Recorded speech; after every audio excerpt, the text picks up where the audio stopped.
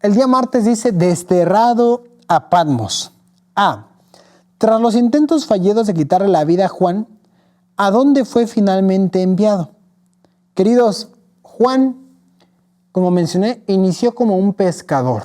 ¿Ok? Él tenía 15, 10, 9 años y fue llevado ahí al barco de Zebedeo y aprendió desde pequeño la labor de la pesca. Pensó que quizás en algún momento que iba a morir haciendo siempre eso. Pero Dios tenía planes con aquel Juan, que parecía que solamente tenía una profesión, pero Dios quería enseñarlo a pescar hombres. ¿Qué pasó? Él inició como un pescador. Después de ser un pescador, fue un íntimo discípulo de Jesús. Ya tuvo una segunda temporada de su vida. Comenzó a aprender de él, escuchar de él, predicar de él. Hizo milagros. Después de eso, vino una tercera temporada donde pensó que todo estaba perdido. Cuando Jesús murió, no sabía qué hacer, no sabía para dónde ir. Quizás pensó en regresar a la pesca y en solamente dedicarse a cuidar a María. Pero nuevamente Jesús le dijo, no, tengo un propósito contigo. Y a pesar de que Jesús había muerto, en Hechos capítulo 2, son llenados del Espíritu Santo los discípulos y comienzan a predicar por diferentes partes del mundo, con lenguas. Y comienzan a hablar quién era ese Jesús y por qué su crucifixión hacía tanto sentido para las profecías bíblicas. Juan, queridos, llegó a tal punto en que avanzó su edad y fue considerado como una amenaza para Roma. La Biblia no menciona cómo llegó hasta la isla de Patmos. No nos dice el paso a paso. La historia nos narra a través de los padres de la iglesia, por tradición, cómo Juan fue llevado a Patmos. Y eso es algo bien interesante a mencionar. La Biblia no te dice que Juan fue aventado al aceite hirviendo. No. La tradición histórica nos lo dice. Hubo padres de la iglesia. ¿Qué significa un padre de la iglesia? Padre de la iglesia es aquel seguidor de los discípulos de Jesús, que escucharon de Jesús por la voz de sus discípulos y que predicaron a aquel Jesús a través de lo que escucharon. Ellos fueron los discípulos de los discípulos. Hubo algunas personas que conocieron a Juan personalmente, después se convencieron por él y predicaron y supieron de la vida de Juan. Y las historias que se relatan como verídicas de Juan el apóstol fue que después de estar en Jerusalén durante un tiempo, un periodo predicando, él fue a Éfeso, lo que actualmente es Turquía, y ahí predicó y fundó una iglesia y mantuvo ahí fidelidad. Pero en algún momento él fue llevado hacia Roma. El emperador Domiciano arrestó a Juan y en medio de ese arresto, el juicio que le dio fue arrojarlo a una olla de aceite hirviendo. Y la historia o la tradición menciona que Juan simplemente no vio problema al ser arrojado ahí, que él no iba a rechazar su fe. Fue arrojado, no murió, y fue tanto así que dijeron, no, mejor desciérrenlo y mándenlo a la isla del Mediterráneo. Y fue mandado a una isla que se encuentra en el mar Egeo, llamada la isla de Patmos. Ok, ahora, ¿qué pasa? En la isla de Patmos, pues él tuvo la oportunidad de estar ahí más tranquilo, entre comillas, porque la isla de Patmos es una isla donde hoy en día las personas que llegan a visitarla se dan cuenta que tiene lugares donde se tiraba piedra, ¿ok? Entonces se dice que así como la isla de Patmos era un lugar donde se colocaban prisioneros, eran prisioneros que eran forzados a trabajar para tirar piedra, ¿ok? Vamos a verlo aquí más adelante. Entonces prácticamente ese fue el proceso de Juan. Apocalipsis 1:9, ya iniciando su libro, el último libro de la Biblia, dice así: yo, Juan, que también soy vuestro hermano y compañero en la tribulación y en el reino y en la paciencia de Jesucristo, estaba en la isla que es llamada Patmos, por la palabra de Dios y por el testimonio de Jesucristo. Él solamente cuenta eso, va directo al punto. Yo fui discípulo y por el testimonio de Jesús, ahora estoy en esta isla, ¿ok? Fue una isla que fue utilizada para poder desterrarlo y callar su voz, que estaba teniendo mucha autoridad. Ya era un anciano, tenía, 80, 90 años aproximadamente, ya era una persona adulta. Eso fue en el año 90, 95 después de Cristo, imagínense. Pues mucho tiempo después de que estuvo con Jesús. Recordemos que Jesús murió en el año 31. Del 31 al 90 hay muchos años de diferencia, 60 años de diferencia. Entonces, él ya era una persona adulta y capaz no podía trabajar tan fuertemente con las piedras, pero en ese momento se pudo dedicar a escribir.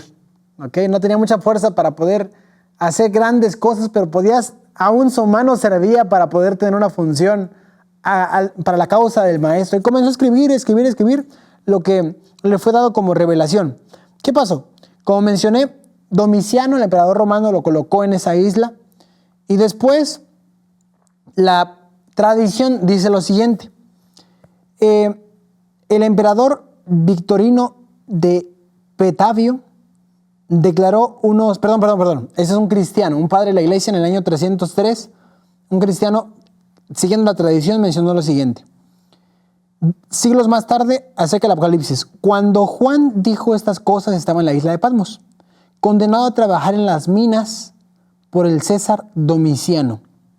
La palabra latina metallium puede referirse tanto a una cantera como a una mina. Pero como Patmos tiene canteras y no hay vestigios de que hubiera tenido minas, es probable que quiso decirlo primero. Entonces, hubo personas que, según la tradición, supieron que Juan estuvo en la isla de Patmos, pero siendo obligado a trabajar, a tirar piedra en las canteras, ¿ok? Ahora, la tradición dice lo siguiente, que después de la muerte del emperador Domiciano, que fue el que colocó a Juan en la isla, Juan fue liberado. Y al momento de ser liberado, fue devuelto a Éfeso. Entonces, el resumen de la vida de Juan es esto. Juan como pescador, jovencito. Juan como discípulo, jovencito. Juan después de que Jesús murió, que ya fue un proceso de adultez. Después estuvo en Jerusalén predicando. Se fue a Éfeso, fundó una iglesia, comenzó a predicar. Lo llevaron a la isla de Patmos. Ahí escribió Apocalipsis, escribió Primera de Juan, Segunda de Juan, Tercera de Juan. Y después de ahí, la tradición, como menciona la tradición, menciona que después de ahí fue retomado, lo dejaron libre y fue nuevamente a Éfeso. Y en Éfeso murió de muerte completamente natural. No fue mártir, él simplemente murió por la edad, podríamos decirlo así, ¿ok? Dice así, con este fin Juan fue llamado a Roma para ser juzgado por su fe. Allí, adelante de las autoridades, las doctrinas del apóstol fueron expuestas erróneamente.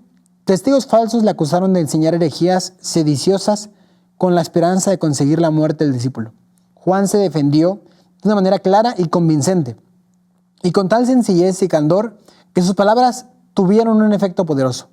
Sus oyentes quedaron atónitos ante su sabiduría y elocuencia, pero cuanto más convincente era su testimonio, tanto mayor era el odio de sus opositores. Juan fue echado en una caldera de aceite hirviendo, pero el Señor preservó la vida de su fiel siervo, así como protegió a los 3 hebreos en el horno de fuego. Mientras se pronunciaban las palabras, así perezcan todos los que creen en este engañador Jesucristo de Nazaret. Juan declaró, mi maestro se sometió pacientemente a todo lo que hicieron Satanás y sus ángeles para humillarlo y torturarlo. Dio su vida para salvar al mundo. Me siento honrado de que se me permita sufrir por su causa. Estas palabras tuvieron su influencia y Juan fue retirado de la caldera por los mismos hombres que lo habían echado en ella. Por decreto del emperador, Juan fue desterrado a la isla de Patmos. Sus enemigos pensaron que allí no se hará sentir más su influencia y que finalmente moriría de penurias y angustia. Pregunta B, sigue diciendo, ¿qué privilegio precioso le dio su destierro?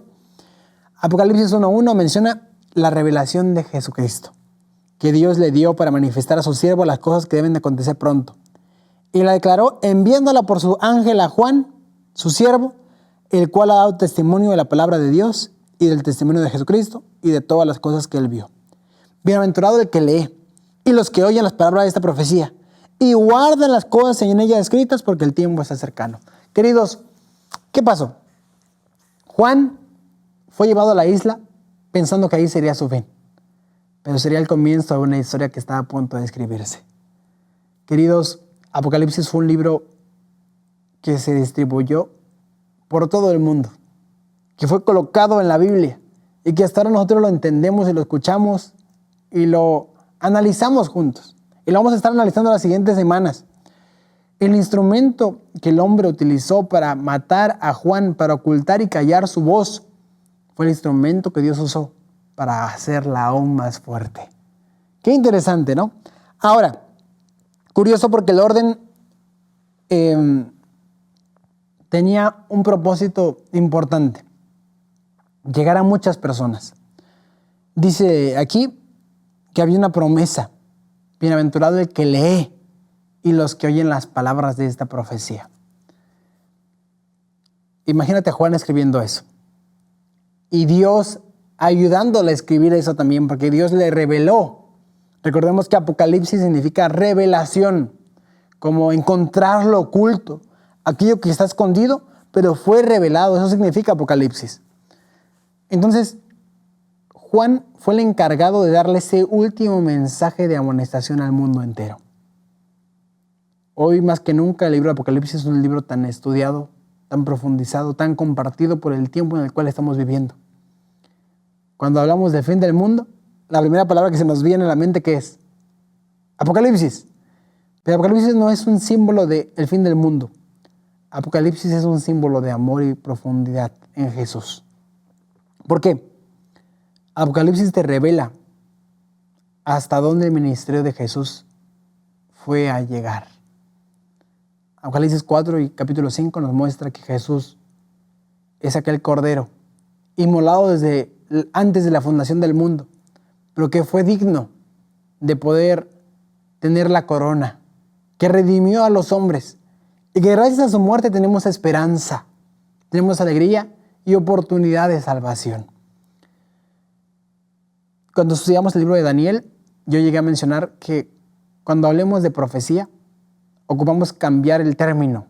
No profecía como el fin del mundo, sino como profecía como amor. Dios te demuestra el futuro porque te ama. Dios te dice qué es lo que va a pasar porque te ama, porque te quiere advertir desde antes. Apocalipsis es la revelación de Jesucristo, pero Jesucristo es el amor. Apocalipsis es la revelación del amor. Hasta dónde Dios va a amar a la humanidad con tanta paciencia, la va a extender su misericordia para que el hombre pueda ser salvado. Ese es el Apocalipsis. Ese es el principio del Apocalipsis, el amor que Dios tiene para con la raza humana. Queridos, curioso porque Juan ya era un adulto, Juan ya era un viejito, podríamos decirlo así, y en medio de toda la historia que había tenido, tuvo la oportunidad de escuchar a Jesús nuevamente. Tuvo la oportunidad de ver a Jesús nuevamente. Y eso lo vamos a analizar en los siguientes tópicos. Pero dice: yo fui en el Espíritu en el día del Señor. Él había guardado tantas veces el sábado. Y ahora en una isla desierta, sin sinagoga, sin la oportunidad de estar con sus hermanos conviviendo y partiendo el pan y pasándola bien, en un día de reposo, ahora en el desierto, en la isla seca, en un sábado, mientras él descansaba, Dios le manda una visión.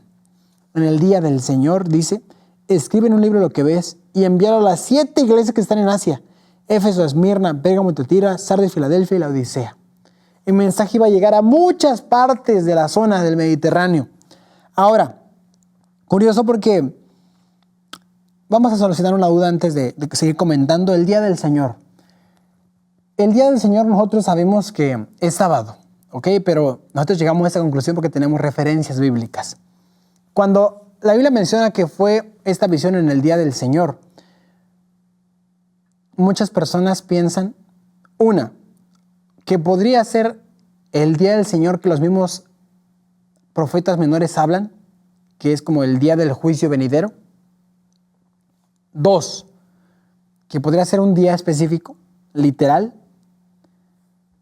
O tres, que pudiera ser simplemente una palabra simbólica, ¿ok? Como cualquier día, y solamente se la llamó el día del Señor. La primera interpretación que ya mencioné no hace sentido, porque Juan coloca este versículo en un contexto interesante. Primero es importante mencionar que la palabra griega de día del Señor es kuriak mera. ¿Okay? Kuriak mera es el griego de la palabra el día del Señor. Normalmente este kuriak mera es acompañado con un complemento más cuando se habla del juicio venidero, de la segunda venida de Jesús, del juicio que va a venir en el futuro. Entonces, Kuriak Mera, con un complemento más, se aplica para el futuro. ¿Ok? Pero Kuriak Mera, en ese término, se aplica específicamente a un día. ¿Por qué digo que es un día? Porque cuando leemos Apocalipsis capítulo 1, versículo 10, vemos algo bien interesante. Fíjense aquí. Dice así. Y yo estaba desde el 9. Y yo, Juan, vuestro hermano, compartícipe vuestro en la tribulación y en el reino y en la paciencia de Jesucristo, estaba en la isla llamada Patmos. Entonces, él se coloca en el lugar de la isla. Ya comienza a describir dónde estaba. No estaba en el juicio final, no, se encontraba en la isla, ¿ok? En el lugar de la isla. Dice, por causa de la palabra de Dios y el testimonio de Jesucristo. O sea, ahí coloca el por qué se encontraba en la isla. Y ahora, yo estaba en el Espíritu en el día del Señor. Entonces, en el Espíritu se refiere a una visión, pero en el día del Señor se refiere a un momento, a un día específico. Ahora, muchas personas piensan que el día del Señor es el día domingo. ¿Por qué? Porque este término griego de Kuriak Mera, después del siglo II, del siglo III, algunas personas que fueron también, en cierto sentido, personas cristianas que tuvieron mucha influencia, colocaron el término Kuriak Mera como una referencia para el día domingo. El domingo le dieron su origen en Kuriak Mera. Entonces, esto fue en el tercer siglo. Juan tuvo la visión en el primer siglo. Entonces, en el primer siglo, el día del Señor, nosotros sabemos que es el sábado. No hay duda de eso. Pero en el tercer siglo, el mismo significado que está aquí fue cambiado en el diccionario, podríamos llamarlo así. Y en el tercer siglo se coloca este mismo significado, esta misma palabra, Kuriak Mera, para el día domingo. Entonces la gente que lo analiza hoy dice, el día del Señor es el domingo, porque Kuriak Mera en el tercer siglo era el domingo. Pero analicemos lo siguiente. Cada palabra tenemos que analizarla en su contexto y en su tiempo y en su forma. Kuriak Mera en el tercer siglo era el domingo, pero en el primer siglo era el sábado. Entonces por eso nosotros entendemos que el día del Señor era el sábado. ¿Y por qué lo entendemos así? Porque Marcos 2:28 dice que el sábado fue creado para el hombre y no el hombre para el sábado. Porque Jesús es el Señor aún del día de reposo, aún del sábado. Entonces Jesús es el dueño, es el creador de la autoridad en el día del Señor, que es el sábado.